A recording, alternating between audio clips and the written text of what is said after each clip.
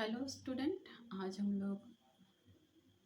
मिल रहे हैं assessment for learning के लिए, जो कि कोर्स 9 बीएड पार्ट 2 के कोर्स 9 का सिलेबस है। इसमें आज हम लोग देखेंगे यूनिट 3 के लर्नर इवैल्यूएशन प्रोसेस के फर्स्ट पोर्शन को, जो है construction of teacher made achievement test, शिक्षक निर्मित उपलब्धि परीक्षण। ये जो शिक्षक निर्मित उपलब्धि परीक्षण है, ये इसमें ये बताया गया है कि किस प्रकार से शिक्षक अपने बच्चों की योग्यताओं का मापन करने के लिए एक स्टैंडर्डाइजेशन टेस्ट बनाता है, जिससे कि वो सभी बच्चों के परीक्षण के योग्यताओं का परीक्षण कर सके। तो इसमें हम लोग इस स्टैंडर्डाइजेशन टेस्ट का निर्माण कैसे होता है, क्यों होता है और शिक्षक के लिए क्यों ज़रूरी है कि वो इस प्रकार के स्टैंडर्डाइजेशन टेस्ट का निर्माण करे, ये जानने के लिए तो सबसे पहले हम लोग ये जानते हैं कि ये किस प्रकार से निर्मित होता है, किस कारण से इसको बनाया जाता है। अध्यापक जो है उसका ये काम है कि बच्चों को पढ़ाए, और पढ़ाने के साथ साथ में पढ़ाने के बाद वो उसके कितना पढ़ा है, बच्चा कितना पढ़ा है, कितना जानता है, इसके लिए एक टेस्ट ले, एक अध्ययन करे, जिससे कि वो जान पाए कि बच्चे ने कितनी शिक्षा को ग्रहण किया है और कितनी शिक्षाओं को ग्रहण नहीं किया है। इसके लिए अध्यापक छात्रों की शैक्षिक योग्यताओं को देखने के लिए एक तुलना करके एक अध्ययन करने की कोशिश करता है, और इस कोशिश को साकार रूप देने के लिए वो परीक्षाओं का निर्माण करता है। लेकिन ये परीक्षाओं का निर्माण जब वो एक शिक्षक, एक स्कूल का शिक्षक जब करता है,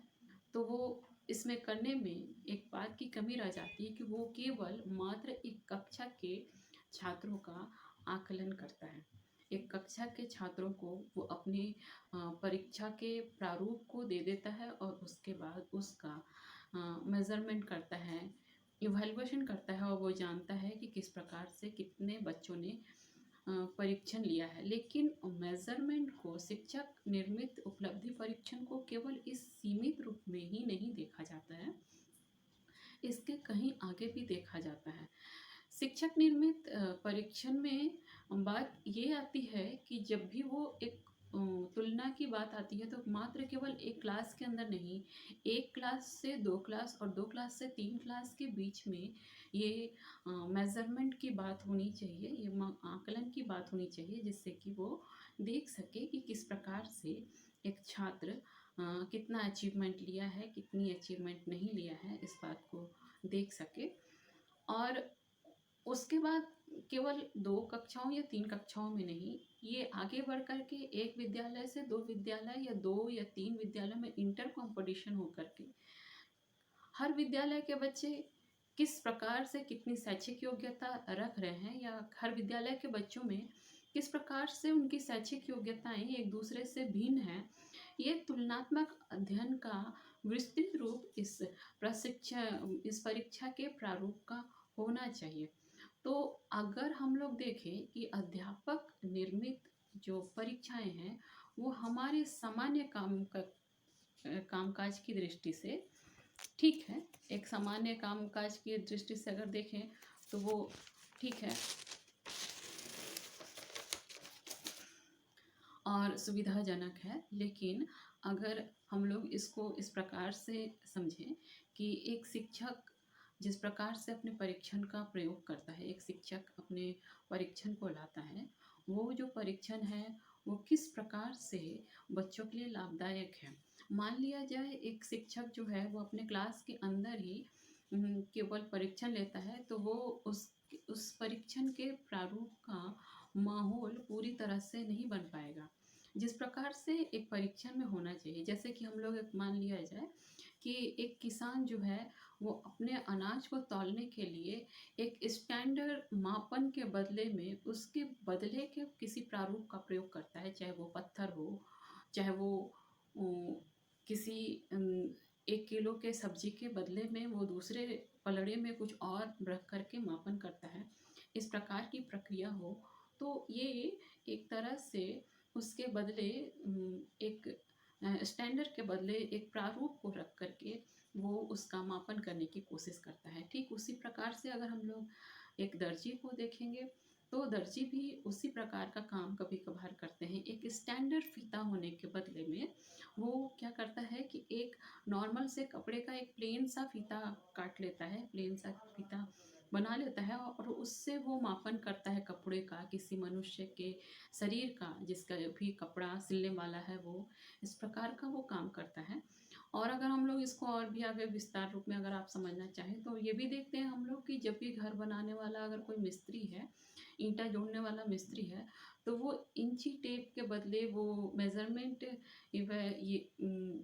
के बदले एक स्टैंडर्ड मेज़रमेंट के बदले वो किसी धागे से या किसी रस्सी से वो नाप करके करता है। बहुत बार वो अपने इन हाथों का प्रयोग करके भी वो ऐसे करता है, नाप के एक बीता, 1 हाथ, 2 हाथ, 1 फलांग, 2 फलांग ऐसे करके वो नापने की कोशिश करता है और नाप करके इस प्रकार से लंबाई नाप करके काम करता है। अगर हम लोग इस जगह में अध्यापक को पुट करें तो अध्यापक बहुत बार किसी विषय के संबंधी योग्यता का मूल्यांकन करने के लिए किसी खास विषय के को अगर कोई खास विषय का शिक्षक है और वो शिक्षक उस विषय के बारे में जानना चाहता है कि मैंने जो पढ़ाया है वो कितनी दूर तक पढ़ाया है और बच्चे ने कितनी दूर तक और कितने अच्छे तरीके से उस बात को सीखा है, इसको जानने के लिए वो एक मूल्यांकन टेस्ट या साधारण सा नॉर्मल सा टेस्ट बना लेता है और टेस्ट लेता है। अगर हम लोग गंभीरतापूर्वक इस टेस्ट को देखें तो ये जो टेस्ट है ये कोई स्टैंडर्डाइज नहीं है, ये किसी प्रमाणिक उपकरण नहीं है। या फिर हम लोग कह सकते हैं कि ये जो शिक्षक अपने से एक नॉर्मल सा जो स्टैंडर्डाइज टेस्ट बनाया है वो जो टेस्ट है वो उतना इफ़ेक्टिव और उतना अ, महत्वपूर्ण नहीं है जिससे कि रियलिटी में ये जान लिया जाए कि वाकई में बालक का उस प्रकार का प्रदर्शन हुआ है या नहीं हुआ है। यहाँ पे जब ये जान लेने की बातें आती हैं तो ये कह सकते हैं कि जो भी शिक्षक द्वारा बनाया गया एक साधारण सा परीक्षण का जो प्रारूप है वो मात्र एक साधारण प्रारूप है और उससे एक उचित प्रकार से बच्चों का परीक्षण नहीं हो सकता है। अगर हम लोग इसको देखें तो हम लोग इस रूप में देख सकते हैं कि अगर हम लोग अ,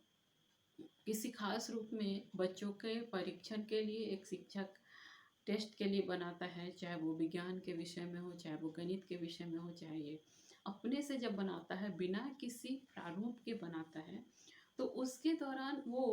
खास खास विषयों के संबंध में या खास खास पोर्शन के संबंध में शिक्षक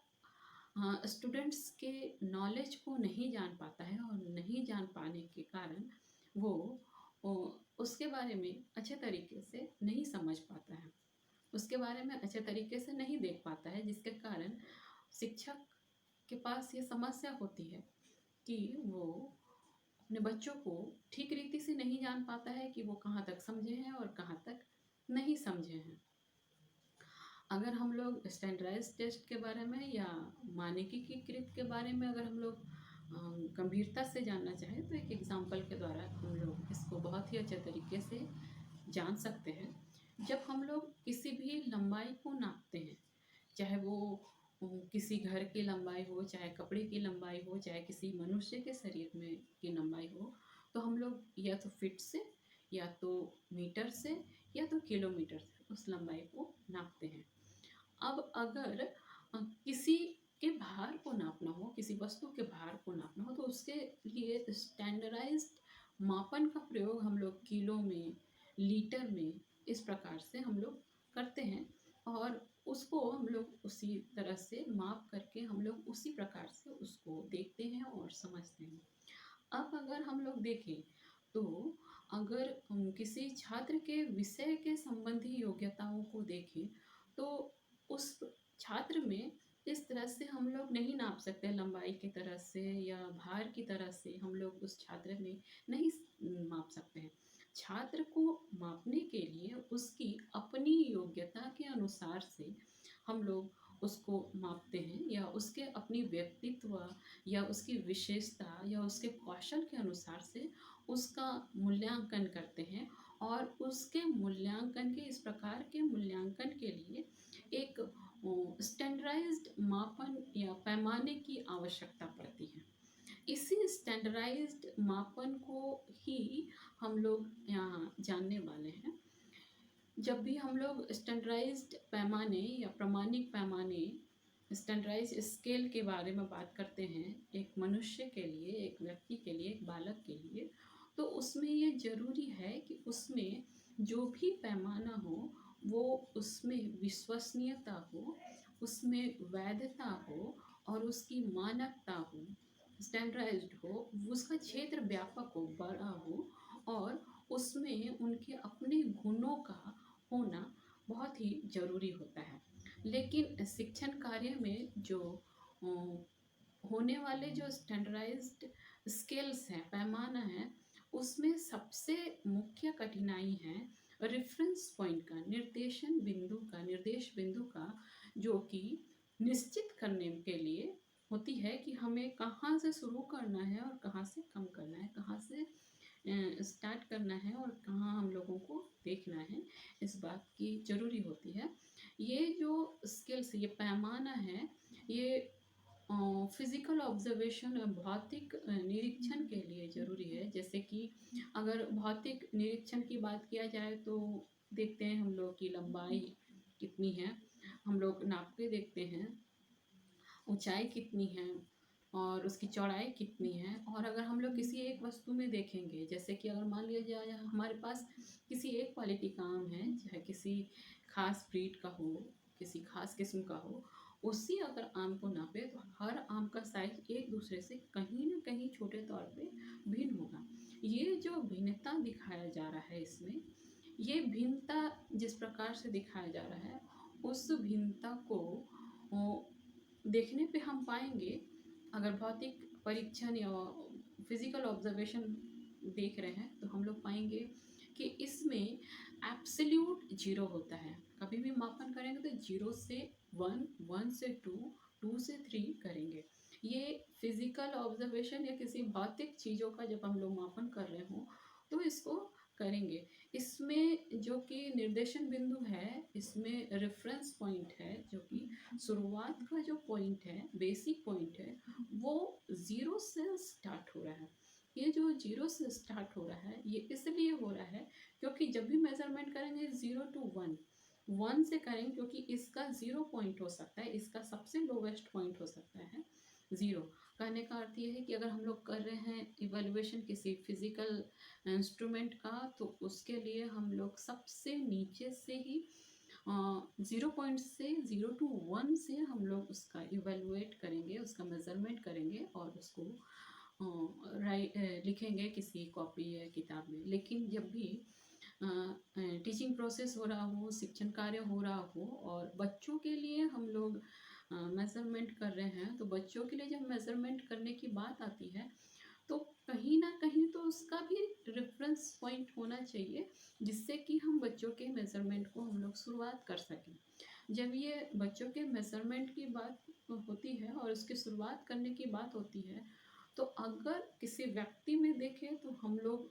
हर व्यक्ति में कहीं ना कहीं हम लोग पाते हैं कि हर व्यक्ति में कहीं ना कुछ बुद्धि होती है, उसकी अपनी रुचि होती है, उसकी अपनी एबिलिटी होती है, उसकी अपनी अचीवमेंट होती है, निष्पादन होती है, अब योग्यताएं होती हैं। ये सब सारी बातें एक व्यक्ति में होती हैं। और जब ये किसी व्यक्ति में ये सारी बातें हो, तो ये ज़रूरी है कि उसमें कहीं ना कहीं ये सारी बातें होंगी ही होंगी। हर व्यक्ति में कोई ना कोई बातें या कोई भी ना कोई गुण होंगी। हम ये नहीं कह सकते हैं कि फलाने व्यक्ति में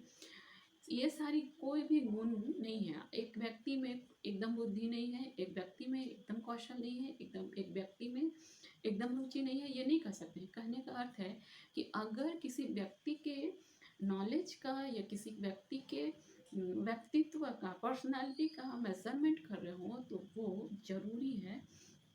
कि वो एब्सोल्यूट जीरो से ना हो करके उसका अपना एक मान या एक रेफरेंस पॉइंट हो जिसके द्वारा वो उसका मेजरमेंट कर सकते हैं। कहने का मतलब है कि कुछ ना कुछ तो हर व्यक्ति में होगा ही। वो ना जीरो हो सकता है, ना ही एक व्यक्ति सर्वगुण संपन्न हो सकता है। अगर हम लोग देखें तो पाएंगे कि हर व्यक्ति में थोड़ा ना बहुत गुण होता है। इस प्रकार से अगर हम लोग देखेंगे कि भौतिक जगत में या फिजिकल एनवायरनमेंट में जब मापन हो रहा हो, मेजरमेंट हो रहा हो, तो उसको हम लोग एब्सोल्यूट जीरो से शुरू करते हैं। लेकिन जब शैक्षिक मापन हो रहा हो, एडुकेशनल इवैल्यूएशन हो रहा हो, तो उसको हम लोग ज़ीरो से नहीं कर सकेंगे। लेकिन जिस मापन से हम लोग, जिस रेफरेंस पॉइंट से हम लोग उसका इवैल्यूएशन करने लगेंगे, उसका मापन करने लगेंगे, उसी रेफरेंस पॉइंट को ही स्टैंडर्डाइज्ड या प्रमाप कहा जा रहा है यहाँ पे। या फिर कह सकते हैं कि उसी स्टैंडर्ड पॉइंट को जिससे किसी व्यक्ति के पर्सनालिटी का मापन किया जाए, उसी पॉइंट को हम लोग एक स्टैंडर्ड पॉइंट मान करके वहाँ से मापन स्टार्ट करते हैं। तो यहाँ जो रेफरेंस पॉइंट है, इसमें शिक्षक जो है वो छात्रों के जो भी रिटर्न मटेरियल है या उत्तर पुस्तिकाएं हैं, उसका मूल्यांकन करने के लिए रॉ मीडियम यूज़ करता है। मान लिया जाए कि यदि बच्चे के वर्क में अगर एक टीचर इवैल्यूएशन करना चाहे, तो अगर देखें तो ये एक रॉ मटेरियल है, रॉ वर्क है एक टीचर के सामने में, और उसके द्वारा वो उस स्टूडेंट का अचीवमेंट करना चाह रहा है, अचीवमेंट करता है। अब अगर देखा जाए कि अगर शिक्षक के लिए ये स्टैंडर्डाइज टेस्ट दे दिया जाए एक प्रारूप के रूप में कि अगर वो स्टूडेंट्स का अचीवमेंट टेस्ट ले, तो यहाँ पे अगर ये प्रारूप जो है उत्तर पुस्तिका के रूप में जब लिया जाए, तो ये ज़रूरी है कि उसे एक स्कूल के या 2 स्कूल के या 3 स्कूल के या बहुत सारे स्कूल या फिर कह सकते हैं एक बड़े से ग्रुप के लिए ये स्टैंडर्डाइज्ड टेस्ट को या स्टैंडर्डाइज परीक्षा को स्टूडेंट के सामने दिया जाए, और टीचर उसकी उस आंसर शीट को, उत्तर पुस्तिका का मूल्यांकन करे, और जो भी अंक प्राप्त हो रहा है, जो भी मेजरमेंट प्राप्त हो रहा है, उसका मीडियन पॉइंट टीचर निकाले। और इस मीडियन पॉइंट के बाद जो सारे बच्चों का एवरेज मिला करके होगा, वो ही वो मध्यांक, उसी को मध्यांक मान लिया जाएगा, उसी को मीड मान लिया जाएगा। और ये पूरे समूह के साथ में एक एग्रीगेशन निकालने के बाद, उसके एवरेज के बाद से ही मिड निकाला जाएगा, और मिड निकालने के बाद जो स्टैंडर्ड पॉइंट आएगा, इसी को ही स्टैंडर्डाइजेशन कहा जाएगा, प्रमाप कहा जाएगा। अगर हम लोग इसको दूसरे शब्दों में देखें तो ये जो रेफरेंस पॉइंट है, निर्देश बिंदु है, जिसका संबंध